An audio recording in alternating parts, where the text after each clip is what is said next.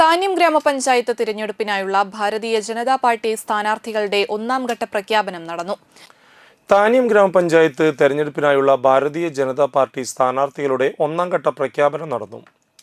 പെരിങ്ങോട്ടുകര താന്യം പഞ്ചായത്ത് കാര്യാലയത്തിൽ വെച്ച് മണ്ഡലം പ്രസിഡന്റ് റിനി കൃഷ്ണപ്രസാദാണ് 11 വാർഡുകളിലേക്കുള്ള സ്ഥാനാർത്ഥികളെ പ്രഖ്യാപിച്ചത്. Ward 1 Rajendran TK, 2 Radhika CR, 3 Jisha Sunil, 6 Sabitha TB, 7 Muraleedharan Panapparambil, 11 Vinob VV, 12 Ratheesh Ambadi, 14 Sugendu Sen Kuttikkatt, 15 Neethu Vinod MS, 18 Sreekesh S Chandran, 19 Dileep Iyani എന്നിവരാണ് സ്ഥാനാർത്ഥികൾ.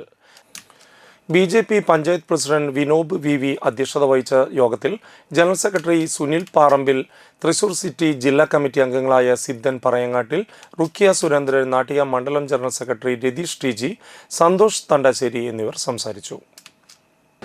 നമ്മുടെ ഭാരതീയ ജനതാ പാർട്ടി എന്ന് പറയുമ്പോൾ നമ്മുടെ സമൂഹത്തിൽ ഇന്ന് ഒരു കുത്തൊഴുക്കിന്റെ സമയമാണ്. നമുക്കറിയാം, മറ്റ് പഞ്ചായത്തുകളിലൊക്കെ നമ്മുടെ ജില്ലാ ടീമുകളാണ്, ജില്ലാ നേതൃത്വത്തിലുള്ള ആളുകളാണ് നമ്മുടെ പാർട്ടിയിലേക്ക് കോൺഗ്രസിൽ നിന്നും LDF നിന്നും ഒക്കെ വന്നിരിക്കുന്നത്. അപ്പോൾ അത്തരമൊരു കാലഘട്ടത്തിലാണ് ഇന്ന് ഈ സ്ഥാനാർത്ഥികൾ നമ്മൾ നിൽക്കുന്നത്. അപ്പോൾ ഏറെ അനുയോജ്യമായ, ഏറ്റവും അനുകൂലമായ ഒരു സാഹചര്യമാണ്.